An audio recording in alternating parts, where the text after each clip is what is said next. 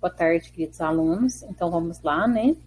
PET, volume 3, da semana 1, de História do 8º ano, com a professora Angelita. Olá, queridos alunos e alunas. Como vão vocês? Vamos começar o PET, volume 3, de 2021? Tema: os caminhos da independência do Brasil. Né? Então, nós temos aí duas fotos, né? Da chegada aí da família real ao Brasil. O Brasil como sede do Império Português. Olá, estimado ou estimada estudante. A partir daqui, iniciaremos os estudos do PET 3. Neste volume, estudaremos a história do nosso país durante o século XIX, 1801 a 1900. O Brasil iniciou o século XIX como colônia portuguesa. Em 1808, torna-se a sede do Império Português. 1808 a 1821, nós temos o período joanino, governado por Dom João VI. Em 1815, vira Reino Unido a Portugal e Algarves. Em 1822, declara sua emancipação política e se torna o primeiro império não indígena da América, governado por Dom Pedro I. Entre 1822 e 1889, o período imperial é dividido em primeiro reinado, 1822 a 1831, período regencial, 1831 a 1840, e segundo reinado, 1840 a 1889. Primeiro reinado, então, governado por Dom Pedro I. Período regencial, período que o Dom Pedro II se emancipa para poder governar, governado por regentes. E o segundo reinado, governado por Dom Pedro II. Os anos finais do século XIX brasileiro são dedicados à construção do modelo republicano, proclamado em 15 de novembro de 1889. Os caminhos da independência, de 1808 a 1822. No final do século XVIII, a colônia brasileira passou por alguns momentos sediosos, que contestavam a autoridade da monarquia brasileira. No início de 1789, contra a possível derrama para pagamento das dívidas, a elite mineira arquitetou um plano de separação, que foi frustrado por delações de alguns envolvidos. Foi a chamada Inconfidência ou Conjuração Mineira. Em 1798, imbuídos dos ensinamentos da Revolução Francesa, as classes populares seteropolitanas também buscam a separação da Bahia de Portugal. Foi a chamada Conjuração Baiana. Então, nós vemos a foto aí, né, das duas conjurações sobrepostas. Na primeira foto, nós vemos Tiradentes como principal inconfidente, né, e em sobreposição a uma igreja na Bahia. E depois a mesma igreja da Bahia e o Tiradentes Quartejados, em sobreposição. Bloqueio continental. Em 1806, o Império Napoleônico decretou um bloqueio continental, um bloqueio comercial aos ingleses. As nações europeias são forçadas a aderir sob pena de invasão do temido exército francês. O governo português ficou numa situação difícil, ou aderiu ao bloqueio por pressão francesa, perdendo sua aliança com a Inglaterra, que poderia requerer pagamentos de dívidas e retalhar a decisão portuguesa, ou manter-se aliado da Inglaterra e sofreria as sanções francesas e invasão territorial. Chegada da família real ao Brasil, né? Então, devido ao bloqueio e as invasões napoleônicas, a família real portuguesa foi obrigada a deixar Portugal e vieram buscar abrigo aqui na colônia portuguesa, no caso o Brasil. As discussões políticas portuguesas decidiram pela transferência da corte à sede monárquica para a capital colonial da América, a cidade do Rio de Janeiro. Essa decisão possuía um viés bastante econômico. O Brasil respondia por cerca de 60% de toda a riqueza gerada pelo Império Português anualmente. A transferência da sede garantia aos portugueses, além do controle do Brasil, o controle dos territórios na África e na Ásia, e sua aliança com a Inglaterra. No final de 1807, a monarquia portuguesa se transfere para o Brasil. Em janeiro de 1808, desembarca no Salvador, onde o príncipe regente Dom João, o herdeiro do trono, governava em nome da mãe Dona Maria I, declarada incapaz. Abre os portos brasileiros às nações amigas, no caso a Inglaterra. Este ato marca o fim do pacto colonial entre Portugal e Brasil, né? Aquele pacto colonial onde a colônia poderia comercializar somente com metrópole. Como Portugal estava tomado pelas tropas napoleônicas, como a corte portuguesa estava no Brasil, preferiram abrir os portos e começar a comercializar diretamente com a Inglaterra. Chegada da família real ao Brasil. Em março de 1808, a família real portuguesa, e seu séquito de quase 15 mil súditos da nobreza passa a habitar a cidade do Rio de Janeiro. Então, aí está as duas fotos, né, da chegada deles. Que precisará passar por reformas estruturais para receber tantas pessoas e seus hábitos de classe privilegiada. Sendo assim, a capital do Brasil passa por diversas mudanças, além de algumas outras regiões do país. A chegada da corte afetou tão intensamente tantos aspectos da vida brasileira, economia, política, sociedade, cultura, comportamento e outros, que alguns historiadores a ela se referem como a segunda descoberta do Brasil. A transferência da corte portuguesa agora para Portugal. Nós vimos uma foto, né? Essa imagem é das cortes portuguesas.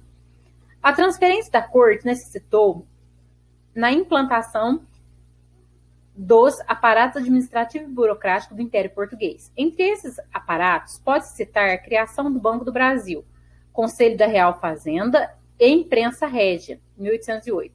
Há também os aparatos educacionais e culturais, Real Academia Militar, da Escola Anatômica, Cirúrgica e Média, da Real Biblioteca, 1810, do Teatro Real de São João, 1813, do Jardim Botânico e da Missão Artística Francesa, 1816. Essa missão artística que foram contratados para pintar, né, toda essa vinda aqui da família real, toda essa situação. Em 1810, Inglaterra e Portugal assinaram os tratados de aliança e amizade, do comércio e navegação. Esse último dava vantagens comerciais de importação aos produtos ingleses, frente aos produtos portugueses, as demais nações aliadas de Portugal. Volta da família real a Portugal. Em 1815, com a derrota definitiva de Napoleão no cenário europeu, o Brasil se torna Reino Unido a Portugal, a chamada Invenção do Brasil, para que o governo português pudesse participar do Congresso de Viena, que era a reunião das lideranças europeias, para redefinir a configuração geopolítica do continente após os 25 anos revolucionários da França, né, no caso da Revolução Francesa, das invasões napoleônicas. A missão francesa é, inclusive, um passo de reconciliação entre portugueses e franceses. Continuando com a volta da família real. A rainha Dona Maria I faleceu em 1816 e Dom João é coroado no Rio de Janeiro em 1818 como Dom João VI. No caso, ele foi coroado como rei de Portugal, mas a corte estava estabelecida aqui no Brasil. Em 1817, a região nordestina passa por um movimento sedioso separatista, Revolução Pernambucana. As lideranças desse movimento eram contrárias do alto custo de vida e ao aumento dos impostos, e ao abandono da região por parte do governo da corte. Portanto, buscaram a separação e a fundação de uma república, reunindo algumas províncias do Nordeste. Em 1820, em Portugal, na cidade do Porto, eclode um movimento constitucionalista que força a assinatura de uma constituição para o país. As cortes portuguesas, no caso, eram um parlamento. Passaram a gerir o país e a família real é representada. Então, o órgão administrativo, político e econômico que ficou em Portugal foi chamado de cortes, que era constituído desse parlamento. O parlamento português exige a volta da família real, que retorna ao país em 1821. Entretanto, o rei Dom João VI deixa no Brasil como regente o herdeiro da Casa de Bragança, o príncipe Pedro.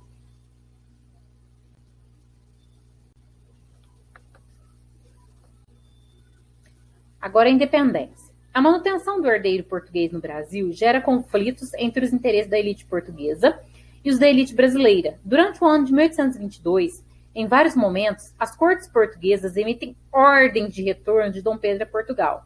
E, por fim, em agosto, a ordem de recolonização do Brasil.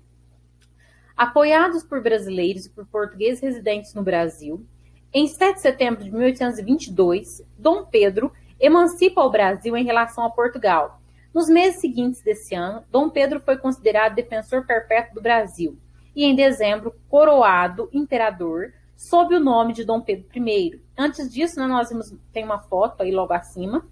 A foto de cima é do dia do fico, né? Que as cortes portuguesas exigem o retorno dele.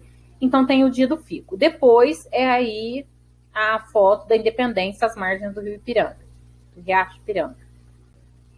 Agora vamos lá às atividades. Utilizando seu livro didático ou pesquisa em sítios da internet, preencha o quadro comparativo. Então nós temos aí a conjuração baiana, a conjuração mineira, 1789, e a conjuração baiana, 1798. Objetivo comum da conjuração mineira é o fim do pacto colonial, da baiana, a independência da Bahia.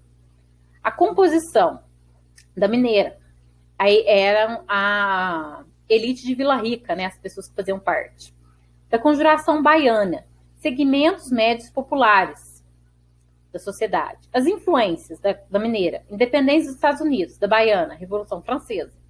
As propostas sociais da conjuração mineira, perdão das dívidas, da conjuração baiana, radicais, né? Seria o abolicionismo aí. As causas da conjuração mineira, crise na mineração e o aumento de impostos. Da conjuração baiana, aspectos sociais e crise de abastecimento. E o modelo político, tanto da conjuração baiana quanto da mineira, seria a república. A número 2. Um dos problemas centrais que acompanhou o Rio de Janeiro desde sua fundação, aqui é um textinho, até a chegada da família real em 1808, foi a questão da água, tanto no que diz respeito à obtenção de água potável, ao escoamento das águas fluviais, quanto à drenagem e ao aterramento de regiões alagadiças. Se em 1808 o problema do abastecimento de água estava razoavelmente solucionado, o mesmo não se pode afirmar do seu escoamento.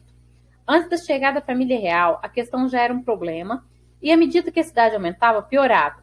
Em uma época em que não existia sistema de esgotos, nem, muito menos, de tratamento destes. Havia apenas 3 soluções para o escoamento dos dejetos humanos no Rio de Janeiro.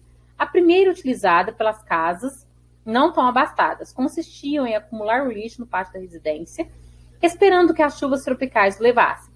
A segunda, e muito pitoresca, era a utilização de escravos que deveriam carregar os dejetos em tinas levadas às costas e despejá-los na Baía de Guanabara. A terceira solução era derramar o lixo nas ruas, que possuíam valas, ou nas próprias, e esperar que estas o levassem até o mar. Então, aqui nós temos 3 questões, né, dessa 2. A, B e C. A. Quais os principais problemas enfrentados pela população carioca até a chegada da corte portuguesa, em 1808? Um dos problemas centrais, né, que acompanhou o Rio de Janeiro desde a fundação até a chegada, foi a questão da água, tanto no que diz respeito à obtenção de água potável, escoamento das águas fluviais, quanto à drenagem e ao aterramento de regiões alagadiças. B. Esses problemas ainda persistem nas cidades brasileiras na atualidade? Justifica sim, né?